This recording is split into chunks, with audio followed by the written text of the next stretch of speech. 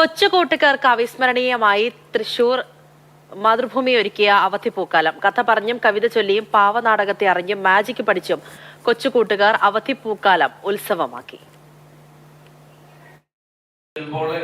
2 മുതൽ 10 വരെ ക്ലാസുകളിൽ പഠിക്കുന്ന 150ഓളം കുട്ടികൾ ക്യാമ്പിൽ പങ്കെടുത്തു.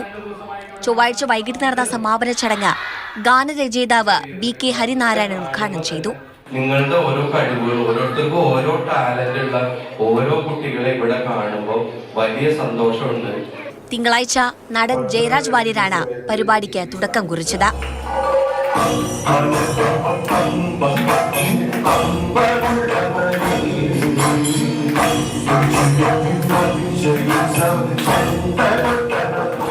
മാതൃഭൂമി തൃശൂരിൽ കുട്ടികൾക്കായി ഒരുക്കിയ 2 ദിവസത്തെ ക്യാമ്പിൽ വിദഗ്ധർ ക്ലാസ് എടുത്തു. നോബൽ ജാദുഗർ കുട്ടികൾക്ക് മാജിക്കിനെ പറ്റി ക്ലാസ് എടുത്തു. ക്ലബ് FM RJ വിനീത് കുട്ടികളുമായി സംവദിച്ചു. ലഹരിക്കും ലഹരി ഉപയോഗത്തിനുമെതിരെയുള്ള ബോധവൽക്കരണ class excise officer KK Sathi നയിച്ചു. AK കൃഷ്ണകുമാർ പാവനാടകത്തെപ്പറ്റി കുട്ടികളോട് സംസാരിച്ചു. കുട്ടികളുടെ ആരോഗ്യമെന്ന വിഷയത്തിൽ ശിശുരോഗ വിദഗ്ധൻ ഡോക്ടർ പവൻ മധുസൂദനൻ സംസാരിച്ചു.